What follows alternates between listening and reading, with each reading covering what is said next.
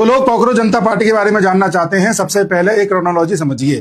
3 मई को नीट का paper out होता है, युवाओं में गुस्सा होता है, गुस्सा होना भी चाहिए था। 13 मई को अरविंद केजरीवाल मीडिया के सामने आता है और कहता है कि जब बांग्लादेश और नेपाल जैसे देशों में जेंजीज आकर के तख्ता पलट कर सकते हैं तो भारत में भी जेंजीज बड़े से बड़े मंत्री का पद छीन सकते हैं, वहां भी तख्ता पलट हो सकता है। 15 मई को हमारे चीफ जस्टिस ऑफ इंडिया बेरोजगार युवाओं को कॉकरोच से कंपेयर कर देते हैं, जो कि एक शर्मनाक बयान है। और इसके बाद 16 मई को एक इंस्टाग्राम पेज बनता है कॉकरोच जनता पार्टी के नाम से। कायदे से यह बनाता है सीजीआई के बयान के खिलाफ, लेकिन विद द टाइम इसे बीजेपी के खिलाफ तैयार कर दिया जाता है और सरकार के खिलाफ युवाओं को खड़ा करने का एक कार्यक्रम चलाया जाता है।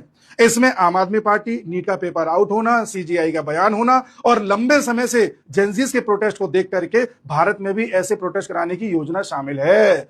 यानी कि ये ऑर्गेनिक नहीं है, सोची समझी साजिश है। इस पेज को चलाने वाले कई लोग हैं जिनका एक एक करके मैं खुलासा करता हूं, ध्यान से सुनना। इस पेज को देखा जाए तो आम आदमी पार्टी का ही दूसरा पेज कह सकते हैं। इस पेज को चलाने वाला पहला व्यक्ति है अभिजीत दीपके, ये यूएस से इस पेज को चला रहा है।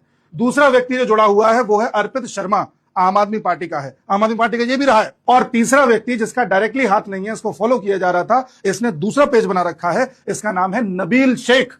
ये यूएई में रह रहा था और यूएई से यूएस गया था, उस वक्त यूएस में था जब ये पेज बनाया जा रहा था। ये पेज वाले एक जने को और फॉलो कर रहे हैं जिसका नाम है मेघनाथ, जो न्यूज लॉन्ड्री से जुड़ा रहा है। और न्यूज लॉन्ड्री किस तरह से एंटी बीजेपी है, किस तरह से सरकार के खिलाफ रहता है, हम सब जानते हैं। यानी पूरा एक इकोसिस्टम तैयार किया गया। जैसे ही ये पेज तैयार हुआ, कई लेफ्टिस्ट पत्रकारों ने, कई पॉलिटिशियंस ने इस पेज को आगे बढ़ाना स्टार्ट किया, ठीक उसी तरह से जैसे नॉर्वे की पत्रकार हेले को सपोर्ट किया था इन लोगों ने। इसके बाद क्रोनोलॉजी और देखिए। ये जो अभिजीत दीप के नाम का व्यक्ति है, यूएस में रहता है, यूएस से अकाउंट को चला रहा है। इससे पहले ये आम आदमी पार्टी के साथ काम कर चुका है, जहां पर ये आम आदमी पार्टी का कम्युनिकेशन एडवाइजर था। आम आदमी पार्टी का एक तरीके से आईटी सेल को भी गाइड करता था कि किस तरह से नैरेटिव चलाना है। और उसके बाद यूएस चला गया था।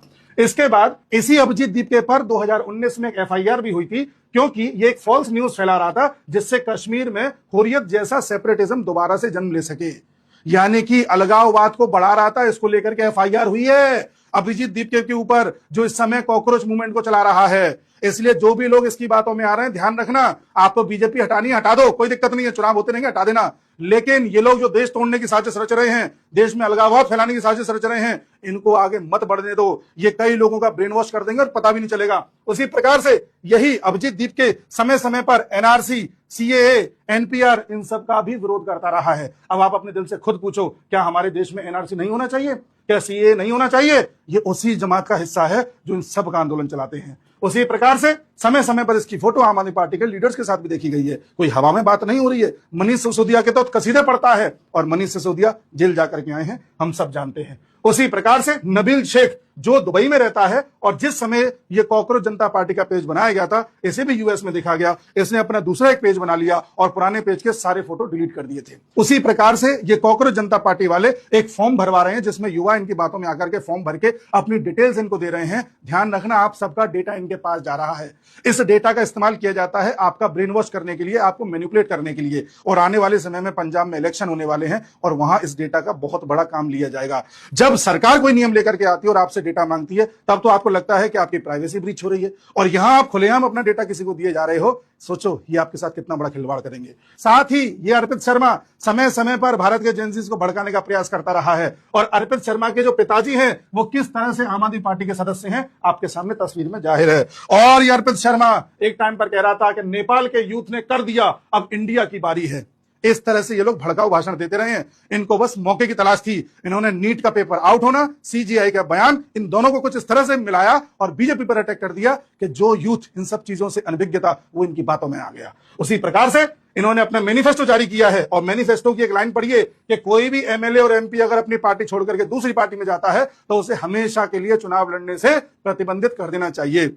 निशाना राघव चड्ढा पर। आम आदमी पार्टी किस तरह से अपनी मैनिफेस्टो के जरिए जो कॉकरोच जनता पार्टी बना करके पेश कर रही है, किस तरह से लोगों को साध रही है। साथ में इन्होंने मैनिफेस्टो में यह भी कहा है कि बंगाल को मणिपुर नहीं बनने देंगे, बंगाल में जो हो रहा है वो ठीक नहीं है। मतलब जो अभी तक टीएमसी कर रही थी वो ठीक था, बीजेपी ने आकर के जो दवाई छिड़कना स्टार्ट किया है वो इन्हें बुरा लग रहा है।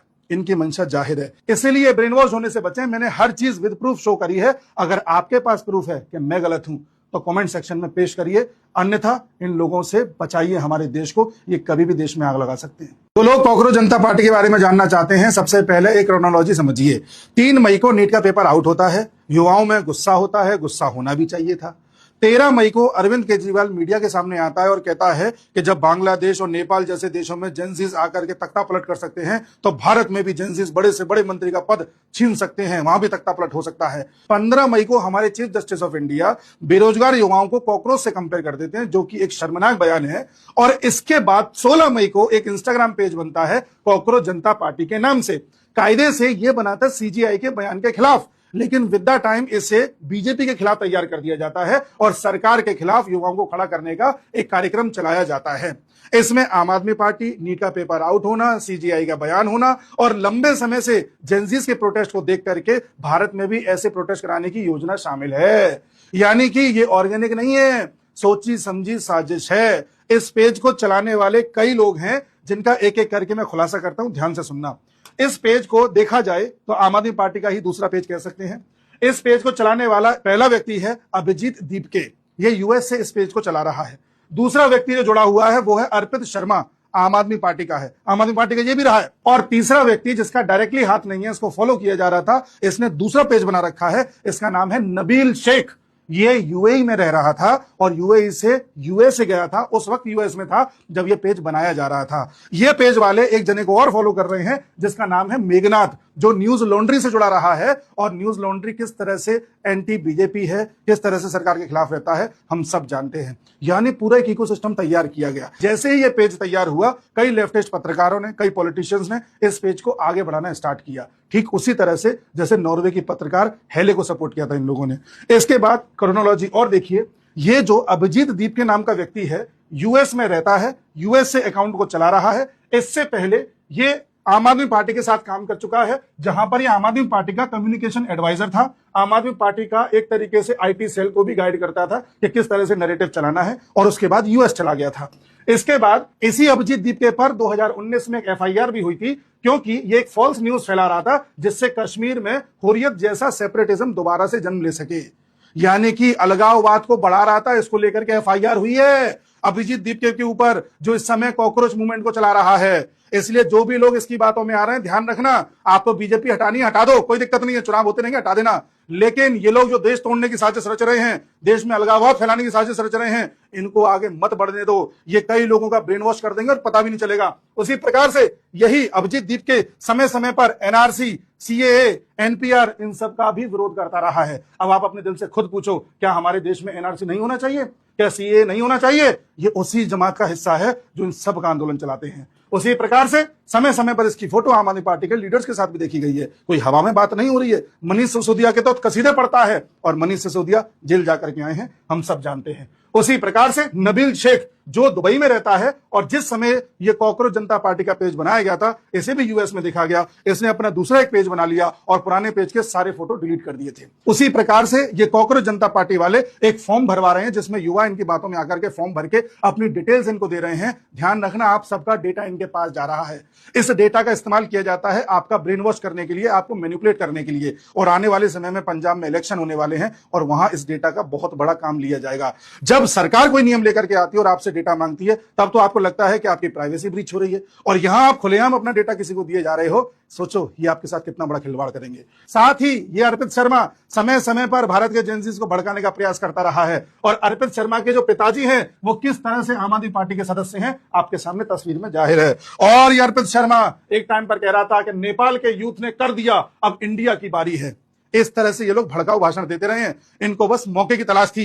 इन्होंने नीट का पेपर आउट होना, सीजीआई का बयान, इन दोनों को कुछ इस तरह से मिलाया और बीजेपी पर अटैक कर दिया कि जो यूथ इन सब चीजों से अनभिज्ञ था, वो इनकी बातों में आ गया। उसी प्रकार से इन्होंने अपना मैनिफेस्टो जारी किया है, और मैनिफेस्टो की एक लाइन पढ़िए कि कोई भी एमएलए और एमपी अगर अपनी पार्टी छोड़ करके दूसरी पार्टी में जाता है तो उसे हमेशा के लिए चुनाव लड़ने से प्रतिबंधित कर देना चाहिए। निशाना राघव चड्ढा पर। आम आदमी पार्टी किस तरह से अपनी मैनिफेस्टो के जरिए जो कॉकरोच जनता पार्टी बना करके पेश कर रही है, किस तरह से लोगों को साध रही है। साथ में इन्होंने मैनिफेस्टो में यह भी कहा है कि बंगाल को मणिपुर नहीं बनने देंगे, बंगाल में जो हो रहा है वो ठीक नहीं है। मतलब जो अभी तक टीएमसी कर रही थी वो ठीक था, बीजेपी ने आकर के जो दवाई छिड़कना स्टार्ट किया है वो इन्हें बुरा लग रहा है।